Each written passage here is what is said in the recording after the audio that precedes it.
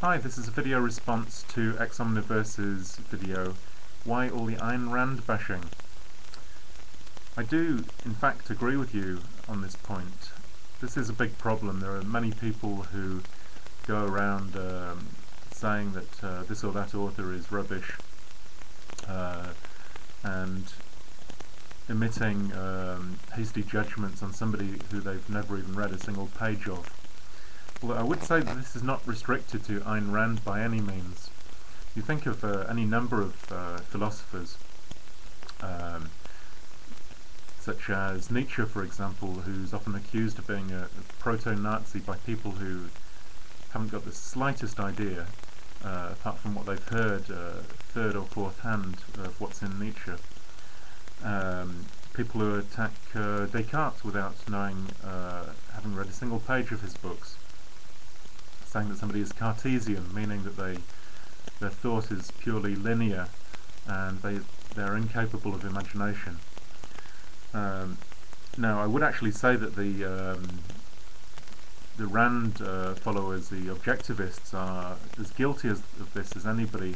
How many objectivists have I heard on YouTube attacking Immanuel Kant, for example, one of the greatest philosophers of all time?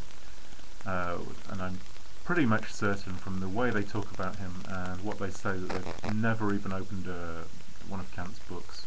Okay, Kant is difficult, but you know, you can at least make the effort. Now, I would like myself not to be guilty of this this vice of attacking somebody who I've never read. And I must admit, as being somebody who's on the left in politics, and having heard a little bit of about Ayn Rand, in fact having watched a few videos when she lays out her position on YouTube, I would be quite inclined to bash her quite severely over the head.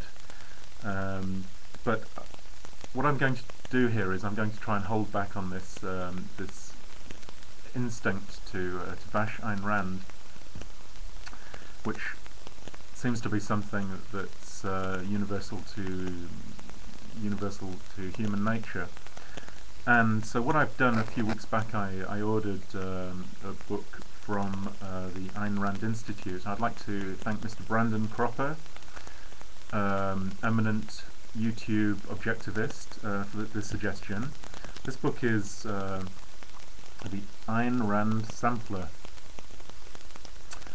And so I'm going to read this little book. I'm going to read it with as open a mind as I'm capable of, and try to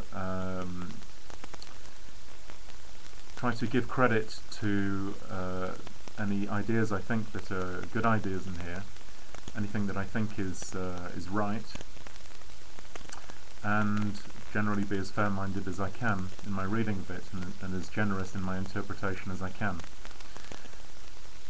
So that's what I'm going to do over the next week or so, when I have a few spare moments. But now I come to the challenge part of the title of my video, because what I'd like to challenge Ex Omniverse to do,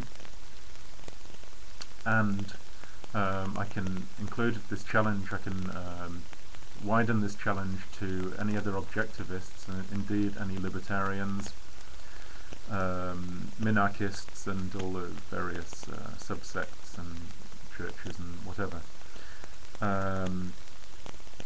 I'd like to challenge them to read something about Marx. Now, I noticed, it's quite ironic in fact, that Ex Omniverse, you criticise people for attacking authors they haven't read, and in your video I'm afraid that you seem to be attacking Marx, and you give the impression that you haven't really, have you? Come on now. You haven't really opened one of Marx's books. Well, I thought about the Communist Manifesto, but I don't really think it gives a fair representation of the spread of Marx's ideas. You could read Das Kapital in an English translation, but that would be asking a bit much, as I'm only reading 100 pages or so of Ayn Rand. So this is the challenge what I'd like to put out. I have a little book here which is an excellent synthesis of Marx's ideas and why Marx is relevant today. This book is called Why Read Marx Today. The author is Jonathan Wolfe. I'll put it up so you can see the title more clearly. There you have lovely pictures of Marx and a kind of Marilyn, a kind of Andy Warhol representation of Karl Marx here. Why Read Marx Today? This is a great little introduction and synthesis of Marx, very readable, and I think it puts across some of the power of Marx's ideas.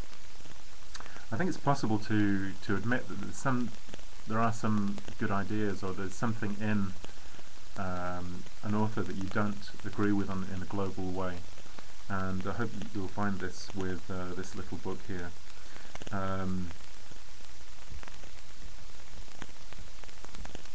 What else? Yeah, so I just hope that Ex Omniverse, you'll rise to the challenge. You can get this little book online, ordering it from your favourite online bookstore, and it will only cost you a few dollars, and it's only 100 pages or so, so you'll get through it pretty quickly. And it will give you a good idea of what Marx was about, and I believe why some people think that he's still relevant today. I'm not a Marxist, actually, just to make that clear. I just think that there are some good ideas in Marx. I'm broadly on the left, so I think Marx is still an inspiration for people like myself. I think this is a useful exercise for both of us or anybody else who's interested, and it will help us to have kind of more meaningful dialogue than just throwing rapid judgments at each other and so on. So I hope you'll rise to the challenge.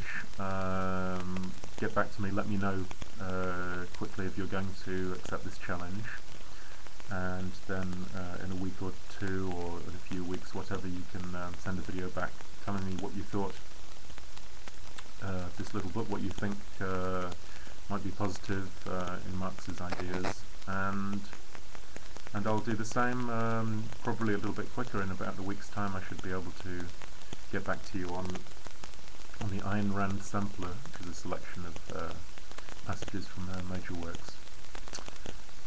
Thank you.